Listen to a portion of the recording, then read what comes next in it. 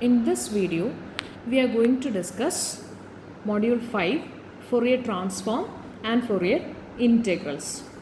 We can think of a transform as a rule that changes a function to a new function.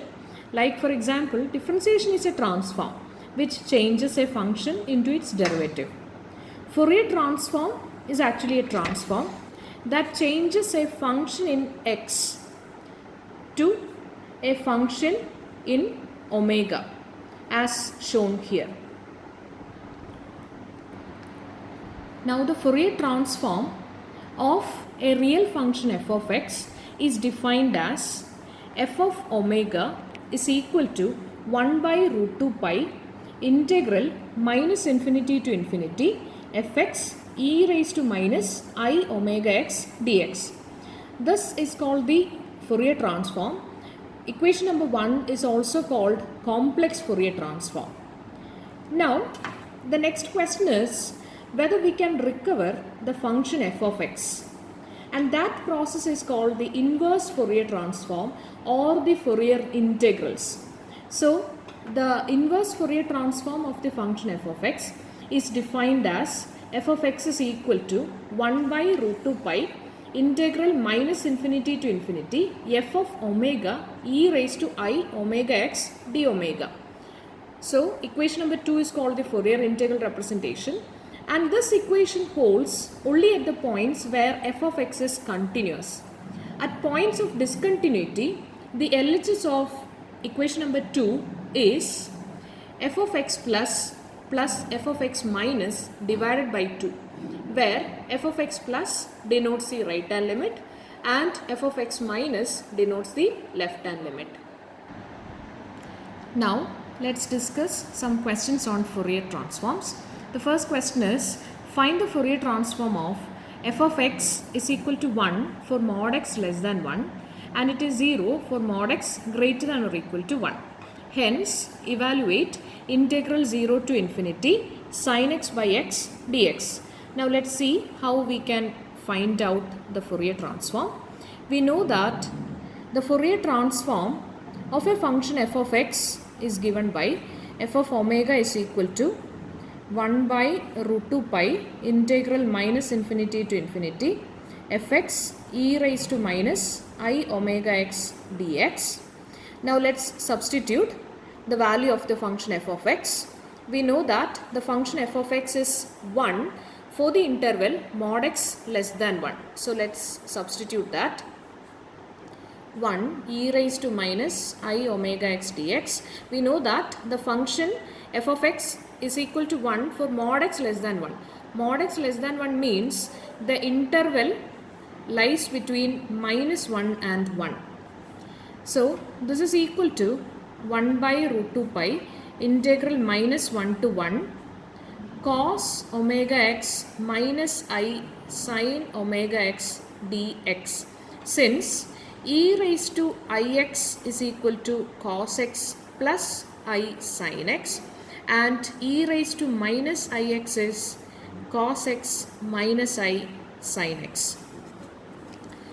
In the next step, what we do is we will check whether there exists any even function or odd function, since the interval or the limits is from minus 1 to 1, because we know that integral minus a to a fx dx is equal to 0 if the function is odd, and integral minus a to a fx dx is equal to 2 into integral 0 to a fx dx if the function is even. Now we are going to apply these two results here. We know that cos omega x is an even function and sin omega x is an odd function.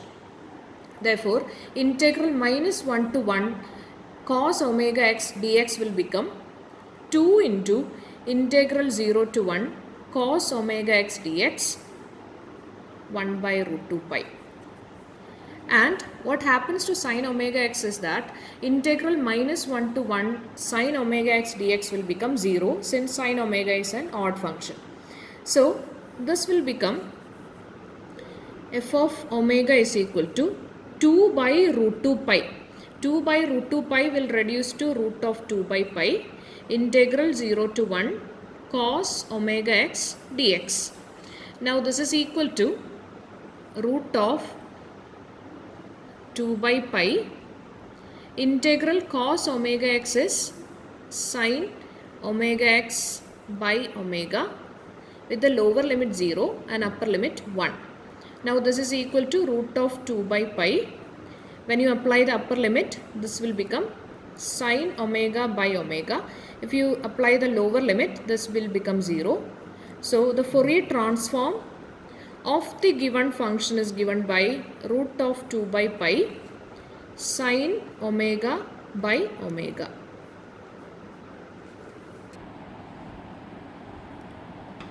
Now we will recheck the question again. This question has two parts. The first part was that find out the Fourier transform, that we have already done. Now the second part is that evaluate integral 0 to infinity sin x by x dx. In order to evaluate integral 0 to infinity sin x by x dx, we will make use of the inverse Fourier transform, and we know that inverse Fourier transform is given by f of x is equal to 1 by root 2 pi integral minus infinity to infinity f of omega e raised to I omega x d omega. Now we will substitute all the values. This is equal to 1 by root 2 pi integral minus infinity to infinity. F of omega is root of 2 by pi sin omega by omega. Now e raised to I omega x can be written as cos omega x plus I sin omega x d omega. Now this is equal to 1 by root 2 pi into root of 2 by pi will give you 1 by pi integral minus infinity to infinity sin omega by omega cos omega x plus I sin omega x d omega. Since the limit is from minus infinity to infinity, we will again check whether there exists any even function or odd function. We know that sin omega by omega